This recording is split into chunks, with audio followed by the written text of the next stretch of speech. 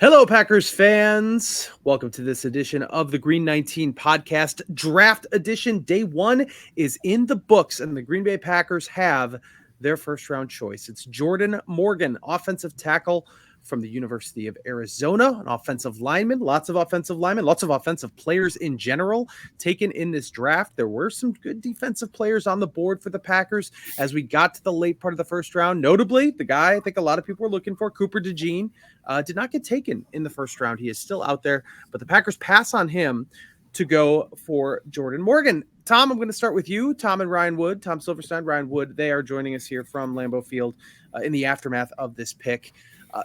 Tom, this is a guy that is kind of, as far as like consensus draft boards, is a late first, maybe more like a second round pick. So I know that on Packers Twitter, at least, the enthusiasm wasn't ultra high.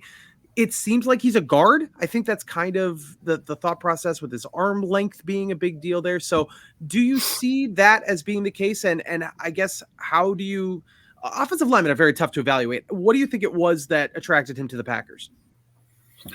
Well, first of all, where pegged to go is based on people who aren't in the NFL. That's true. It's based on guys who do this kind of as a sidelight. I mean, it's not their lives aren't dependent on it. So we don't really know where people thought, where people around the league thought Morgan would go. I talked to one person who was in the league, and they thought that Dallas was going to take him. Mm-hmm. And they thought if Dallas didn't take him, then Green Bay would take him. And so I think he probably fell about in the vicinity of where a lot of, at least, NFL people thought he was going to go. I think it came down to him and Graham Barton, and I think they took, who was taken immediately after by Tampa. I think Morgan was more of a tackle prospect than Barton is, and I think there's a chance that he could play left or right tackle for them. I think he's athletic enough, and where I think Barton is probably left tackle, but he's probably more of a guard. So I think they gave themselves a chance to have a guy who could play multiple positions, probably can't play center, but he is extremely athletic, tested really well at the combine, and has strength, has really good feet. The only knock on him is his length of arms, which I looked it up, and it's basically, he's like, I think, quarter inch shorter than Brian Balaga's was. So, Brian Balaga was thought to have short arms, and he wound up being able to play tackle. So I think in the end, they got a guy who will be able to compete on the line. Was he the best guy? I don't know. But there obviously was something with Cooper DeJean that people didn't like, because nobody took him in the first round. And I think, the broken leg was probably an issue. I think the uncertainty of where he's going to play was an issue. And so, he'll be sitting there at the top of round two. Ryan, you said on a previous podcast that the draft, what it really ends up informing is how the Packers feel about their team, or how any, front office feels about their team. And one pick does not tell the whole story, obviously, but it's certainly easy to envision a scenario here where Zach Tom moves inside, where he could be even better, maybe even to center. I mean, who knows? And then you've got a guy like Jordan Morgan, what Tom is saying, is capable of playing right tackle. I don't know if that's I don't know if that naturally occurs to you, if that's where you think this is going. But do you envision, I guess the better question is, do you envision that this is a guy who will compete to start right away as a rookie, or if he's kind of a guy that you stash, maybe he's Rasheed Walker's replacement, if Rasheed Walker can't handle it? How do you sort of project the future for him? Yeah, first of all, I get that Jordan Morgan wasn't on mocks, right? But mocks mean nothing. They're fun to read in the pre-draft. Mocks mean nothing. The teams, all 32 teams draft board is what means something. And in Brian Gutekunst's case, he's established some credibility there. He's the guy that drafted Jordan Love. He had a heck of a draft class last year. Jordan Morgan might not be a good player. He might be a good – I don't know. I have no idea. But Brian Gutekunst said all that needed to be said when he said he came into the draft this first round thinking that there was a couple guys, a couple prospects that might slip. And if that happened, he was very open to trading up. But early in the night, it was clear that those guys were off the board, and it became, in his words, very easy with how they valued Jordan Morgan to sit at 25 and pick him. So he wasn't surprised by this pick. I think as a whole, I'm glad you asked, what it reveals about what they think of their team. It didn't reveal this because we've heard best five so many times from Brian Gutekunst and Matt LaFleur both. But this was, to me, an emphatic stamp on that they truly, genuinely, sincerely believe it is just the best five players out there on the offensive line. Get them out there on the field in whatever configuration it takes. And what's so interesting about taking Jordan Morgan specifically, and why that to me really is an emphatic confirmation of this holistic approach that they take to viewing how to build an offensive line, is because they could have gotten a Tyler Guyton, who's a tackle, right or left. They could have gotten Graham Barton, who's an interior offensive lineman. But Brian Gutekunst truly believes, and he said this almost instantly, that Jordan Morgan's a player that can play four positions on the offensive line. And he's going to try him at all four. He sees him as a tackle and a guard. And that's not new. You talk about the arm length.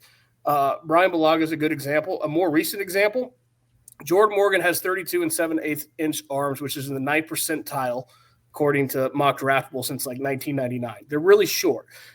Zach Tom's arms are 33 and a quarter inch. They're very similar. And we've seen Zach Tom play a fine right tackle, right? We know he can play that at this level.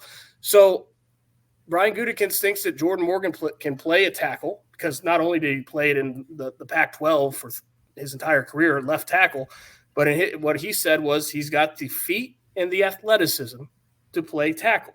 He's also strong and sturdy, which is what you need at guard.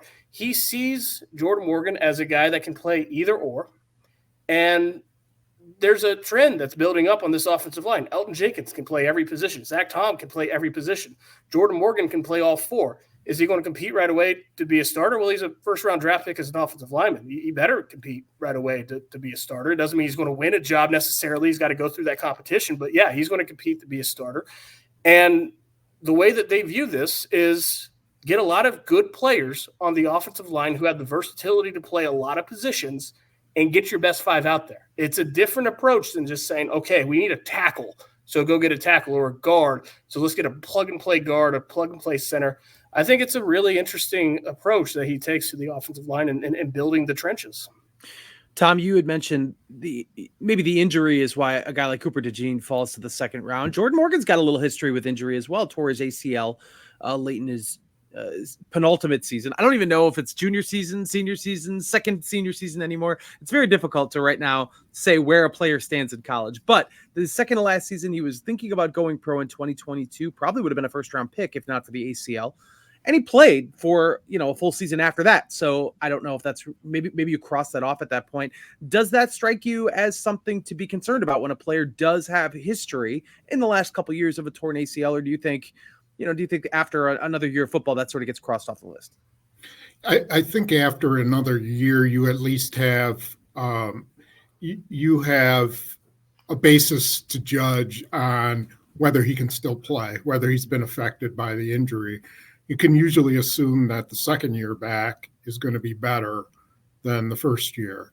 So essentially, they must have seen enough that told them, he can play, and he's played with it. Plenty of guys have had ACLs. I think, what bothers you more oftentimes are chronic injuries. If a guy's had an ankle this year and a shoulder that year and, a knee 2 years before that. And, we all know that catastrophic injuries happen, but if you can come back and play from it, then there's probably a better chance that you can survive it. I don't know. I don't think that he was medically crossed off many lists, at least from what I could tell. Nobody mentioned that to me when I had talked to people about him. So, I think the big question with him is he hasn't played any guard. And so there's a projection there that he's going to be, just because of his arms, that he's going to be able to move to guard. And, that's something he'll have to show he can do. It's not an automatic thing that you can just plunk him there and he'll be any good. Sean Ryan has been a perfect example of that. Very good left tackle in college and moved to guard and has struggled with the pass protection part of it. So, that'll be a thing to kind of watch with him is how is that transition and when do they start working him at guard? First time the Packers have drafted a offensive lineman since 2011, Derek Sherrod. Of course, there's really only the one other offensive player that they've drafted since then, that being Jordan Love.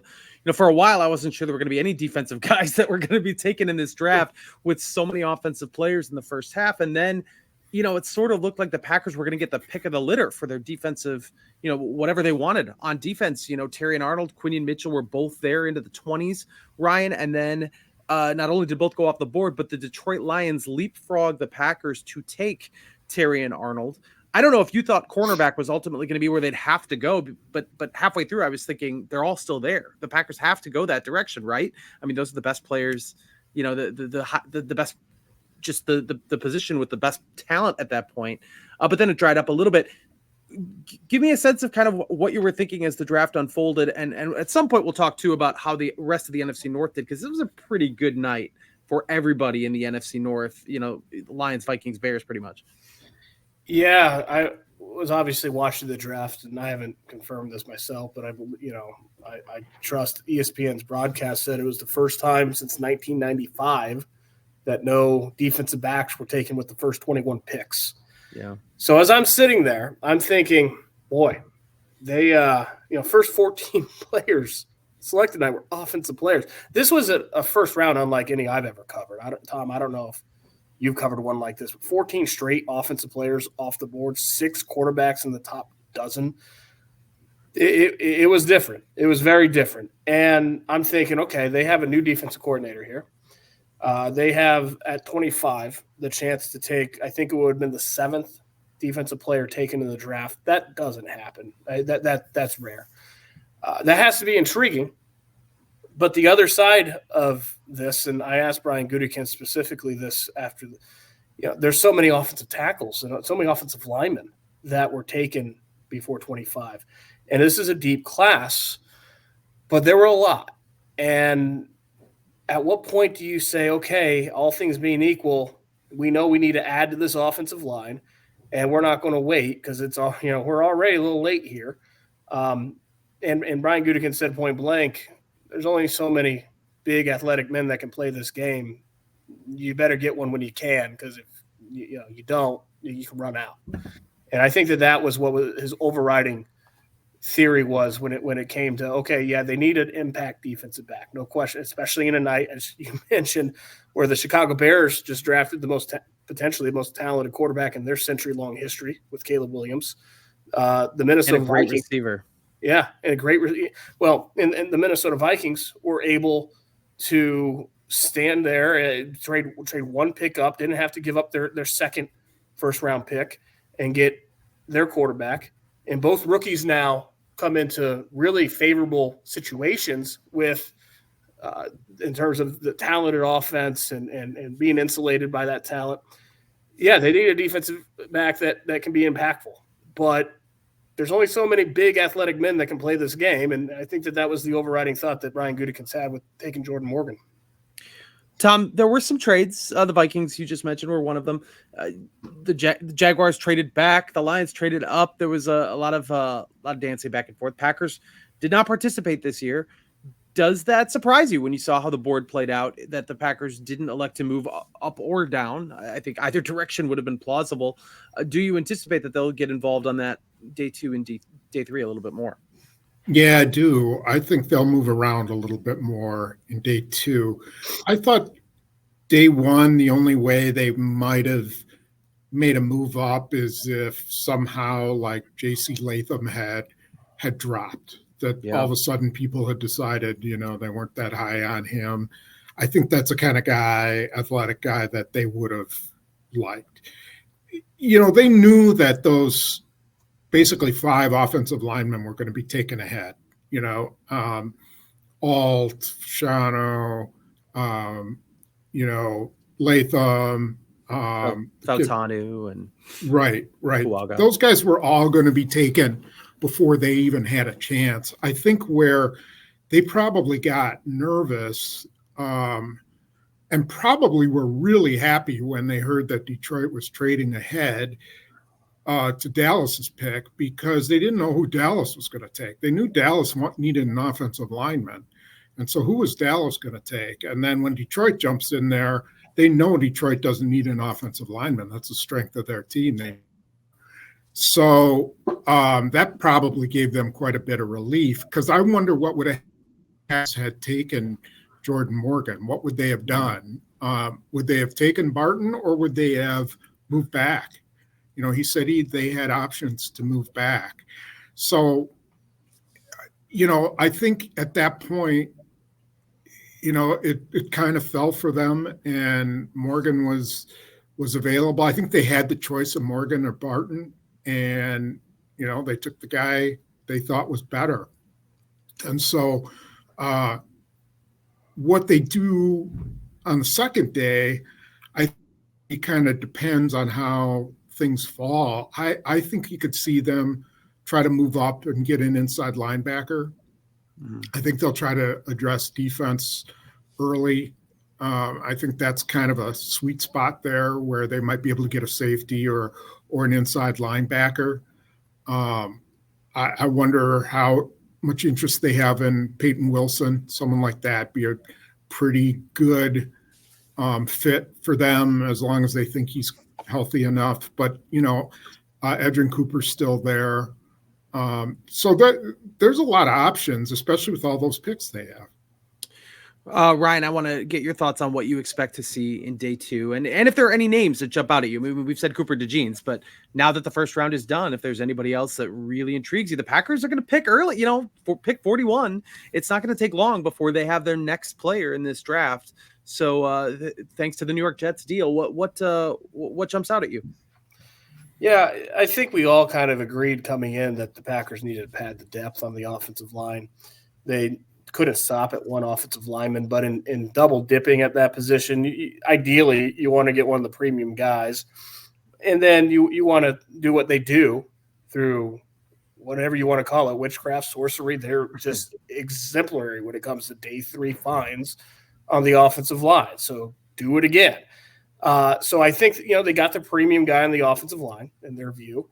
And now you have a new defensive coordinator, and you have a ton of defensive talent that's still on the board, because the first 14 picks of this draft were offense.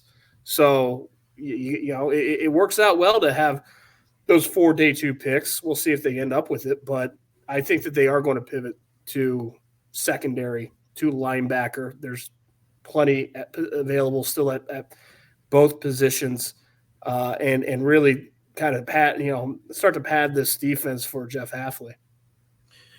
Tom, any last thoughts before we send you guys back to it here? Yeah, I mean, a lot of people are kind of freaking out that they didn't take a corner or that they didn't take a safety. But, in reality, that's what they addressed free agency. They made sure they re-signed Keyshawn Nixon so they have their nickel back. They went and spent a ton and signed Xavier McKinney, so they took care of a safety position. They still have Jair Alexander. They still have Carrington Valentine. They still have Anthony Johnson. They still have Corey Ballantyne. I mean, it's not like they're bereft of talent in the defensive backfield. I think people are, obsessed with that they need to get another safety. They got a premium safety in free agency. And so this was a chance by doing that to take advantage of the strength of the draft, which is offensive line, and build that part of their team. And so I think they will continue along that route, and we'll see more linemen taking, but they can, I just don't see that the urgency of taking a corner was as great as, continuing to build their offensive line. Yeah. They are Tom Silverstein and Ryan Wood. Read everything they have at PackersNews.com. They've got you covered this pick. Jordan Morgan, lots to read about that.